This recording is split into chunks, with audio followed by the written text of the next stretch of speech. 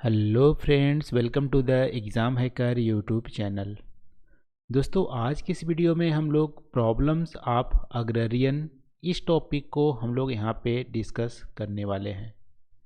दोस्तों, यहाँ पे एग्रीकल्चर या एग्रीकल्चर करने वाले फार्मर के साथ इंडिया में क्या क्या प्रॉब्लम या क्या क्या इश्यूज फेस करने पड़ रहे हैं उसको यहाँ पे हम लोग डिस्कस करने वाले हैं। तो इस टॉपिक को आप ऐसे भी इससे रिलेट कर सकते हैं। एग्रीकल्चर डिस्ट्रेस जो वर्ड है सेम यहाँ पे प्रॉब्लम्स ऑफ अग्रेरियन या एग्रीकल्चर डिस्ट्रेस दोनों लगभग में सेम है। तो इस टॉपिक को हम लोग आज की इस वीडियो में कवर करने वाले हैं। तो दोस्तों, यहाँ पे डेटा की बात करें तो वैसे तो एग्रीकल्चर जब हम लोग सेक्शन डिस्कस कर रहे हैं तो डेटा में काफ़ी कुछ डिस्कस किए हुए थे कि मेजर जो पॉपुलेशन है इंडिया का वो डायरेक्टली इनडायरेक्टली एग्रीकल्चर से यहाँ पे रिलेट करता है। और इंडिया की पॉपुलेशन की लाइवलीहुड को यदि इंक्रीज करना है तो इंडियन की जो फार्मर है, फार्मर की लाइवलीहुड को आप इंक्रीज करोगे तो ऑटोमेटिक मेजॉरिटी ऑफ जो पॉपुलेशन है वो पॉवर्टी से हटके हमारी मेन स्ट्रीम जो डेवलपमेंट में आ जाएगी। तो यहाँ पे फार्मर के लिए काफ़ी कुछ करना होता था। लेकिन प्रॉब्लम इस बात की है कि यहाँ पे हर गवर्नमेंट ने स्वतंत्रता के बाद आप देख सकते हो कि सभी गवर्नमेंट ने जनरली ट्राई किया है यहाँ पे विलेज डेवलपमेंट के लिए और इसके साथ साथ फार्मर की डेवलपमेंट के लिए। लेकिन इसके बावजूद भी यहाँ पे अभी भी मेजर जो प्रॉब्लम हमारे एग्जिस्ट करते हैं फार्मर के साथ या एग्रीकल्चर के साथ हमारे मेजर प्रॉब्लम एग्जिस्ट कर रहे हैं। ठीक है, तो इसके बावजूद भी जो जो यहाँ पे प्रॉब्लम अभी भी हमारे एग्जिस्ट कर रहे हैं इसके कंसिक्वेंस में आप देख सकते हो कि फार्मर की सुसाइड बहुत ज़्यादा देखने को मिल रही है और दिन प्रतिदिन हमारी बढ़ती जा रही है। इसके अलावा क्लाइमेट चेंज देखोगे, क्लाइमेट चेंज की वजह से भी हमारी प्रॉब्लम इंक्रीज कर रही है। तो आप वैसे प्रॉब्लम को आप डिवाइड करोगे, अग्रेरियन प्रॉब्लम को डिवाइड करोगे तो दो तरीके से प्रॉब्लम आपको देखने मिल रही है। एक यहाँ पे सप्लाई साइड में और एक डिमांड साइड में। देखो, यदि मार्केट को ध्यान रखा जाए तो डिमांड और सप्लाई साइड में मतलब यहाँ पे जो एग्रीकल्चर की प्रोडक्टिविटी है तो एग्रीकल्चर की प्रोडक्टिविटी में भी डिस्ट्रेस देखने को मिल रही है। और डिमांड साइड में मार्केट में देखोगे तो जब फार्मर यहाँ पे प्रोड्यूस करता है कोई भी ग्रेन्स या एग्रीकल्चर जो प्रोडक्ट को प्रोड्यूस करता है उस समय प्राइस जो होती है मार्केट प्राइस वो बहुत ही कम होती है। यानी कि होलसेल प्राइस आप देखोगे फूड ग्रेन्स की, एग्रीकल्चर की, वेजिटेशन की तो बहुत ही कम देखने को मिलेगी, फार्मर को बहुत ही कम मिलता है। लेकिन रिटेल प्राइस अब मार्केट में जो जनरल पब्लिक परचेज करता है वो बहुत ही ज़्यादा हाई रेट इसको देने पड़ते हैं। जैसे एग्जांपल के तौर पे ही देख लो, पिछले साल आप बोल सकते हो यहाँ पे जो पोटैटो थी यानी आलू की जो फार्मर को मिले थे इनकम वो पैसों में मिले थे, पैसों में केजी में बेचा गया था, यानी 10 पैसे केजी या ऐसे ही फ्री जैसा ही बेच दिया गया था पोटैटो को। लेकिन रिटेल प्राइस आप देखोगे तो पोटैटो की प्राइस कम नहीं हुई थी। अभी रिसेंटली आप न्यूज़ देखोगे तो आंध्र प्रदेश में क्या है कि टमाटर की प्राइस पैसों में बिक रहे हैं। ठीक है, 1 रुपये केजी में नहीं 10 पैसे पर केजी बिक रहे हैं। जबकि रिटेल प्राइस अभी भी देखोगे तो 20 से 30 रुपये केजी, 40 रुपये केजी टोमेटो का भी प्राइस देखने को मिल रहा है। तो कुल मिला के यहाँ पे है कि डिमांड साइड, मार्केट साइड भी यहाँ पे कुछ जो अनफेयर ट्रेड प्रैक्टिस है उसकी वजह से फार्मर को जो अच्छा इनकम मिलना चाहिए वो नहीं मिलता है। और प्रोडक्टिविटी साइड भी लो प्रोडक्टिविटी देखने को मिल रही है यहाँ पे। तो दोनों साइड स्ट्रेस देखने को मिल रहा है फार्मर को। अब यहाँ पे थोड़ा सा डिटेल में आप देखोगे सप्लाई साइड मतलब फार्मर को प्रोडक्शन करने साइड क्या क्या प्रॉब्लम देखने को मिल रही है। तो सबसे पहले यहाँ पे लैंड डिग्रेड हो रही है, लैंड की जो सॉइल की प्रोडक्टिविटी है वो कम हो रही है। क्योंकि लैंड की डिग्रेडेशन होने का वजह है स्टार्टिंग में जब ग्रीन रिवोल्यूशन आई थी फर्टिलाइज़र का यूज़ किया गया था, पेस्टिसाइड्स का यूज़ किया गया था तो प्रोडक्शन एकदम बहुत ही ज़्यादा हाई पहुँच गया था और बहुत ही ज़्यादा यहाँ पे इनकम देखने को मिला फार्मर को। लेकिन दिन प्रतिदिन यहाँ पे जो पेस्टिसाइड फर्टिलाइज़र यूज करने से सॉइल की प्रोडक्टिविटी डिक्रीज करती जा रही है। इसकी वजह से बहुत ही ज़्यादा high rate of fertiliser use करना पड़ रहा है, तब यहाँ पे प्रोड्यूस हो रहे हैं। तो कुल मिला के है कि इनपुट कॉस्ट यहाँ पे ज़्यादा हो जा रहा है और आउटपुट उतना मिल नहीं रहा, प्रोडक्टिविटी लो हो रही है और सॉइल की डिग्रेडेशन देखने को मिल रही है। और यहाँ पे इनसफिशियंट वाटर, देखो सॉइल की डिग्रेडेशन का बहुत सारे रीजन्स है। एक तो पेस्टिसाइड फर्टिलाइज़र बहुत ज़्यादा यूज करने से सॉइल डिग्रेड हो गई है और इनएफिशिएंट वाटर मैनेजमेंट की प्रैक्टिस अपनाने से कहीं पे लॉगिंग हो रही है, वाटर लॉगिंग हो रही है, कहीं पे सैलिनिटी हो रही है, उसकी वजह से भी सॉइल डिग्रेड हो रहा है। और सॉइल डिग्रेड होने का अदर जो रीजन है, वाटर इंटेंसिव क्रॉप उगाए जा रहे हैं जहाँ पे वाटर की स्कैर्सिटी होती थी। जैसे कि यहाँ पे पंजाब के रीजन में कायदे से राइस की कल्टीवेशन नहीं की जानी चाहिए, क्योंकि पंजाब के रीजन में उतनी ज़्यादा बारिश होती नहीं है और वहाँ की क्लाइमेट भी सूटेबल नहीं है राइस की कल्टीवेशन के लिए।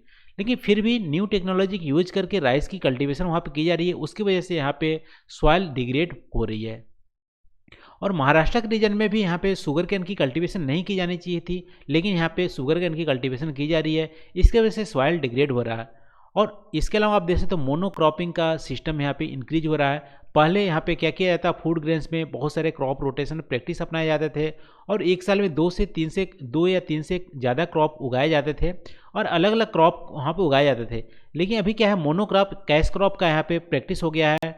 पूरे साल शुगर केन ही उगाएंगे या पूरे साल यहाँ पे कॉटन की खेती की जाएगी या यहाँ बनानास की प्लांटेशन की जाएगी। तो एक ही प्लांट में आप मोनोक्रॉप उगाओगे तो सॉइल की जो प्रोडक्टिविटी है वो हमारे डिक्रीज हो जाएगी। तो इसकी वजह से हमारी आउटपुट है वो हमारा कम देखने को मिल रहा है। इसके अलावा दोस्तों हाई इनपुट कॉस्ट हमारी हाइब्रिड सीड यूज करने से, वैरायटी यूज करने से, फर्टिलाइजर यूज करने से जो हमारी फार्मर की इनपुट कॉस्ट ज़्यादा बढ़ जा रही है और आउटपुट मार्केट उतनी अच्छी मिल नहीं रही है। तो इनपुट माइनस आउटपुट आप देखोगे तो बहुत ही कम गैप देखने को मिल रहे हैं। इसकी वजह से यहाँ पे डिस्ट्रेस देखने को मिल रहा है। और यहाँ पे आप बोल सकते हो कि जो ग्राउंड वाटर है, ग्राउंड वाटर को बहुत ज़्यादा एक्सट्रैक्ट करने से ग्राउंड वाटर की जो लेवल है वो नीचे चली जा रही है। अब देखो जो बड़े फार्मर हैं वो क्या करते हैं, अपने ट्यूबवेल को और ज़्यादा डीप कर लेते हैं तो नीचे वाले जो एक्वाफर है वहाँ से वाटर को एक्सट्रैक्शन कर पाते हैं। लेकिन जो मार्जिनल फार्मर है, स्मॉल फार्मर है, वो अपने ट्यूबवेल को डीप नहीं कर पाते हैं। इसकी वजह से उनको पानी ग्राउंड वाटर का मिल नहीं पाती है। इसकी वजह से यहाँ पे आप बोल सकते हो डिस्क्रिमिनेशन ऑफ यूजेज देखने को मिल रही है ग्राउंड वाटर का। और इसकी वजह से यहाँ पे जो स्मॉल और मार्जिनल फार्मर है उनको यहाँ पे प्रॉब्लम हो रही है। फिर यहाँ पे लैंड होल्डिंग साइज भी डिक्रीज हो रही है। वैसे डेटा देखोगे तो 1970 से 71 में लैंड होल्डिंग जो साइज़ थी एवरेज 2.3 हेक्टेयर थी, लेकिन अभी आप देखोगे 2015-16 में तो ये हमारी 1.08 हेक्टेयर के आसपास हो गई है। इसका मतलब है यहाँ पे कि स्मॉल और मार्जिनल फार्मर की संख्या बहुत ही ज़्यादा बढ़ रही है। और स्मॉल और मार्जिनल फार्मर की इनकम की आप बात करोगे तो हार्डली 4000 से 5000 मंथली इनकम इनकी होती है। और इसके अलावा आप देखोगे जो बड़े फार्मर हैं उनकी मंथली इनकम 41,000 से ज़्यादा होती है। ये हमारे एस्टीमेट डिफरेंट रिपोर्ट के हिसाब से है। तो इस हिसाब से आप देखोगे तो स्मॉल और मार्जिनल फार्मर की प्रोडक्टिविटी यहाँ पे कम हो रही है। तो सप्लाई साइड इतने सारे प्रॉब्लम हो रही है, ऊपर से यहाँ पे क्लाइमेट चेंज की वजह से हमारी जो ड्रॉट और फ्लड वाली सिचुएशन हो जाती है, उसके चलते फ्लड यहाँ पे बहुत ज़्यादा नुकसान पहुँचता है एग्रीकल्चर क्रॉप्स का। तो कुल मिला के यहाँ पे जो सप्लाई साइड जो है एग्रीकल्चर का, वहाँ पे डिस्ट्रेस देखने को मिल रहा है लैंड का डिग्रेडेशन की वजह से, हाई इनपुट कॉस्ट की वजह से और ग्राउंड वाटर यहाँ पे डीप होने की वजह से, लैंड होल्डिंग साइज कम होने चलते क्लाइमेट चेंज की वजह से। तो एक तरह से यहाँ पे आप बोल सकते हो सप्लाई साइड में प्रॉब्लम है। अब डिमांड साइड की बात करते हैं। डिमांड साइड यानी मार्केट की साइड से बात करते हैं तो अभी भी हम लोग देखें कि आप बहुत सारे एग्जाम्पल देख सकते हो कि फार्मर के जो प्रोड्यूस है वो जो ट्रेडर है वो बहुत ही कम रेट में फार्मर से ले जाते हैं और मार्केट में बहुत ही हाई रेट में बेचते हैं। ठीक है, तो इसकी वजह से यहाँ पे फार्मर की इनकम उतनी ज़्यादा हो नहीं पाती है और अनसर्टेन प्राइस है। जब फार्मर प्रोड्यूस करता है उस समय मार्केट प्राइस बहुत ही ज़्यादा लो हो जाती है। अब जब उनके पास नहीं होता है, उनको खरीदना पड़ता है, तो उस समय मार्केट प्राइस बहुत ज़्यादा हाई हो जाती है।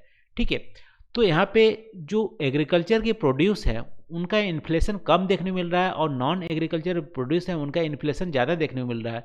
इसकी वजह से फार्मर के पास पैसा बचता ही नहीं है। इसकी वजह से डेप्ट भी बढ़ते जा रहे हैं। और ग्लोबलाइजेशन के चलते 1990 में आप देखोगे तो इंडियन फार्मर अदर प्रॉब्लम से भी यहाँ पे एक्सपोज होने लगे, क्योंकि जो डेवलप्ड कंट्रीज थे वहाँ पे जो एग्रीकल्चर की जो प्रैक्टिस थी वो बहुत ही ज़्यादा सब्सिडाइज थी।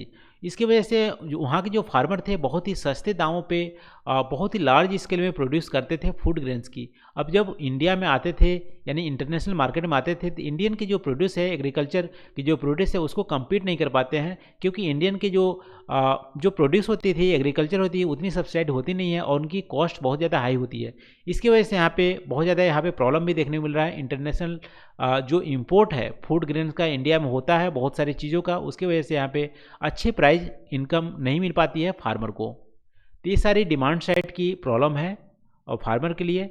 तो दोनों ही डिमांड और सप्लाई साइड दोनों तरह से प्रॉब्लम यहाँ पे इंडियन फार्मर देखने को मिल रहे हैं। इसकी वजह से यहाँ पे एग्रीकल्चर में डिस्ट्रेस देखने को मिल रहा है।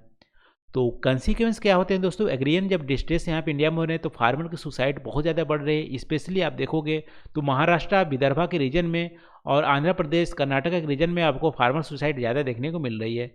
फिर रूरल टू अर्बन माइग्रेशन भी देखने को मिल रही है, फोर्स माइग्रेशन यहाँ पे हो रही है, क्योंकि रूरल एरिया में इनकम उतनी होती नहीं है। फिर यहाँ पे रूरल अर्बन गैप भी देखने को मिल रही है, अर्बन एरिया ज़्यादा ही डेवलप हो रही है, रूरल एरिया यहाँ पे डेवलप नहीं हो रही है, तो ये भी गैप देखने को मिल रहा है। और सोशियो इकोनॉमिक जो डेवलपमेंट है रूरल इंडिया का, वो भी हमें डिक्लाइन हो रहा है। तो ये सारे कंसिक्वेंस है हमारी अग्रेरियन डिस्ट्रेस का। तो हम क्या कर सकते हैं दोस्तों कि प्रॉब्लम जो अग्रेरियन में है उसको हम कैसे दूर किया जा सकता है। तो सबसे पहले दोस्तों यहाँ पे मोनोक्रॉप जो सिस्टम है उसको यूज न करके यहाँ पे फार्मर को डाइवर्सिफाई करने चाहिए अपने क्रॉपिंग पैटर्न को। ठीक है, तो क्रॉपिंग पैटर्न को डाइवर्सिफाई करने से वहाँ की जो लैंड के डिग्रेडेशन की जो प्रॉब्लम है वो हमारी सॉल्व हो जाएगी। देखो इंडिया को यहाँ पे फूड ग्रेन्स पे बहुत ज़्यादा प्रोड्यूस न करके अदर जो हाई वैल्यूज जो क्रॉप हैं उस पर ज़्यादा फोकस करना चाहिए।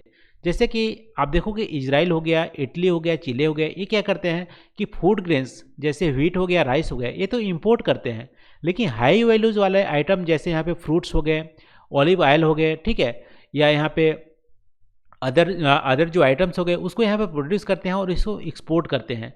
तो हाई वैल्यू आइटम जो हमारे इन्वायरमेंट फ्रेंडली होता है उसको एक्सपोर्ट करते हैं और फ्रूट ग्रेन्स को इंपोर्ट करते हैं। तो इंडिया यहाँ पे ऐसा भी कुछ कर सकता है कि जो फूड ग्रेन्स आइटम है उसको इंपोर्ट कर सकता है, लेकिन ये एक डिबेट वाली टॉपिक है कि कहीं हमारी फूड सिक्योरिटी का प्रॉब्लम ना हो जाए, कहीं वार के टाइम पे, अदर क्लाइमेटिक टाइम पे अदर जो कंट्रीज हैं वो रिफ्यूज कर दिया, जैसे यूएसए ने रिफ्यूज़ किया था वार के टाइम पे व्हीट को इंडिया में एक्सपोर्ट करने के लिए। तो वैसे भी यहाँ प्रॉब्लम हो सकती है, तो ये हमारी अलग ही इशूज है, डिबेट की टॉपिक है। फिर देखो यहाँ पे इंफ्रास्ट्रक्चर पे इन्वेस्टमेंट इंडिया कर सकता है या यहाँ पे प्राइवेट प्लेयर कर सकते हैं, क्योंकि फार्मर को जब मार्केट कम प्राइस होता है तब फार्मर को ज़बरदस्ती बेचना पड़ता है, उसकी वजह से फार्मर को नुकसान होता है। तो कोल्ड स्टोरेज या रिसर्च टेक्नोलॉजी यहाँ पे इंफ्रास्ट्रक्चर पे इन्वेस्टमेंट यहाँ पे हो सकती है। और इसके अलावा दोस्तों यहाँ पे वाटर से रिलेटेड बहुत ज़्यादा प्रॉब्लम होती है लैंड डिग्रेडेशन के लिए, तो एफिशिएंट यूज जो टेक्निक है वाटर इरिगेशन के लिए उसको यहाँ पे यूज कर सकते हैं। इससे देखो ग्राउंड वाटर भी हमारी उतनी ज़्यादा डिप्लीट नहीं होगी, उसके अलावा प्रोडक्टिविटी भी बढ़ेगी। तो इन एफिशिएंट टेक्नोलॉजी जैसे ड्रिप इरिगेशन हो गया, स्प्रिंकल इरिगेशन हो गया, इसके यूज करने से हमारी प्रोडक्टिविटी भी बढ़ती है और हमारी लैंड की डिग्रेडेशन भी कम होती है और वाटर लेवल की जो डिक्लाइन हो रही है वो भी हमारी कम होती है। तो काफ़ी यूजेज हैं। वैसे आप देखोगे तो इंडिया की जो वाटर की कंजप्शन है एग्रीकल्चर में 3 टाइम्स ज़्यादा है as compared to China, Brazil और यूएसए। वैसे तो यहाँ पे वैसे कंपेयर नहीं कर सकते हो, क्योंकि इंडिया की जो क्लाइमेट है, इंडिया क्लाइमेट अलग ही है। यहाँ पे इंडिया में इवेपोरेशन ज़्यादा होता है as compared to China, Brazil और यूएसए। फिर भी यहाँ पे इंडिया 3 टाइम्स न करके यहाँ पे कम से कम इसको तो मिनिमाइज कर ही सकता है, इनएफिशिएंसी को यहाँ पे इफिशिएंसी में कन्वर्ट कर सकता है। अच्छी यदि एग्रीकल्चर प्रैक्टिस यहाँ पे अपनाए, इरिगेशन की प्रैक्टिस अपनाई जाए तो। इसके अलावा दोस्तों क्लाइमेट रेजिलिएंट क्रॉप उगाने की ज़रूरत है, क्योंकि क्लाइमेट चेंज हमारा मेजर प्रॉब्लम होने वाला है फ्यूचर में। तो इस पर भी रिसर्च करने की ज़्यादा ज़रूरत है और हमारे क्लाइमेट से होने वाले नुकसान को मिनिमाइज करने की ज़रूरत है।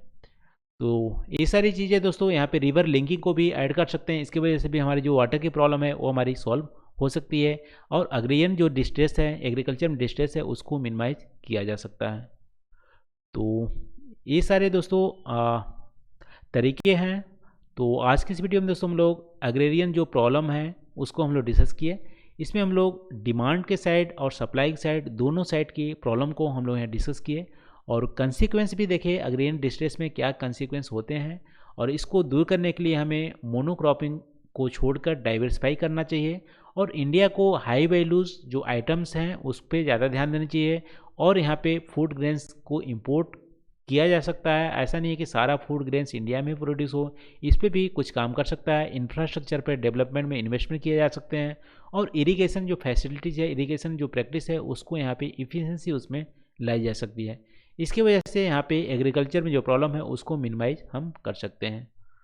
तो आज के लिए बस इतना ही दोस्तों। Thank you for watching. मिलते हैं अगले वीडियो में नए टॉपिक के साथ। Thank you.